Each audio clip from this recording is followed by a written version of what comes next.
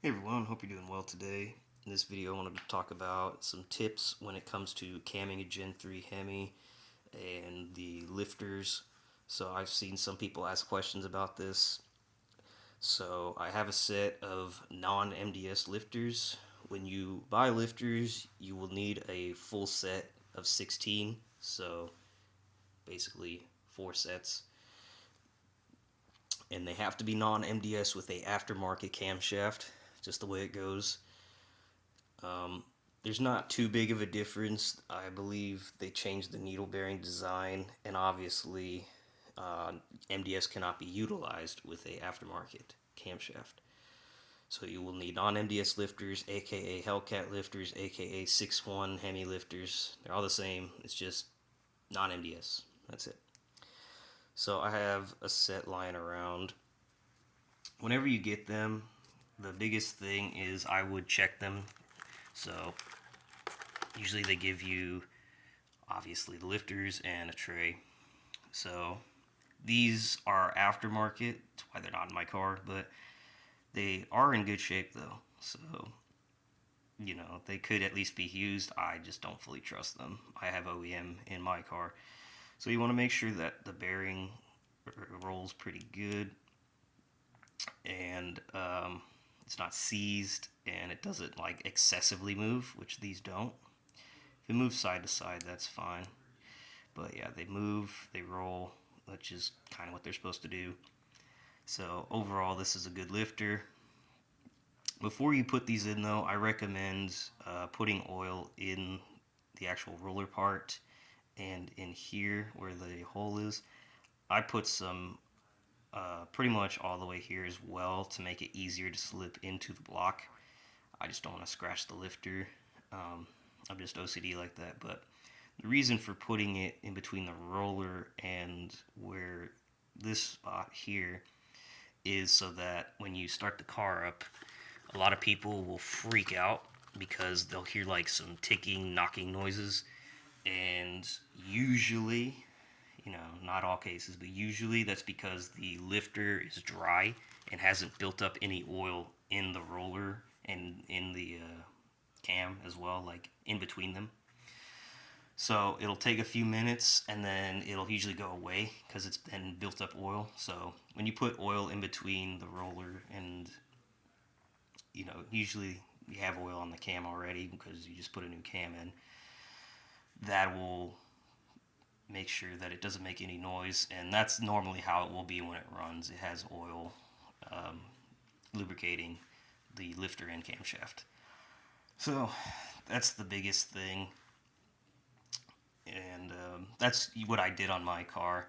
Everybody's got their own way of doing it. For the cam, you can use regular engine oil. I used assembly lube just because it's really sticky. Like it holds to the cam really well. And oil tends to spill off. And if it's like something that's not going to be started for a few days, it'll stay on the camshaft. It's not a big deal, but I mean, I prefer to be as safe as I can be. So you can go to like AutoZone, get some assembly lube for like $5. Put that on there. I recommend gloves just because this stuff is really goopy. But just make sure you don't, scratch the gloves or whatever because you don't want part of the glove going in the engine. If you use your bare hands, yeah, it's gonna be all right, but it takes a lot of soap and water to get all that stuff off. It's really sticky and like goopy and messy. So that's what I did. That's what I recommend to anybody that wants to cam their Gen 3 Hemi. That's pretty much the basics of it. Um, whenever you're putting it back together, make sure the push rods are in the correct place. I've seen this time and time again, and I'll make a video on how to correctly put them in place so that you start up and you have no misfires. Because even if one push rod is not seated correctly, it will misfire like crazy and it will want to die. And then obviously, when you're going to cam your Gen 3 Hemi, which I tune for, tune several cammed cars. Mine is one of them, and it's a pretty decent sized cam. You'll need the tune to make sure it at least starts up. because if you try and do this on the stock tune, it might run, but more than likely it's gonna die depending on the size. Also, if it's a MDS car, it's gonna throw codes like crazy, or a VVT car even, it'll throw codes like crazy. I've seen a lot of different stuff happen. So make sure you have a tune ready to go to at least start it up, and then get it to where the tuner can dial it in so that the car can then drive and you go about your business. So that's usually the best way to go about it. Um, if you have any comments or questions, let me know. Uh, I usually try to answer everybody, but this is just the basics of it. And like I said, try to use OEM lifters or something equivalent. I know Johnson makes some, and comp cams. I haven't used those. Some people have had good luck with them.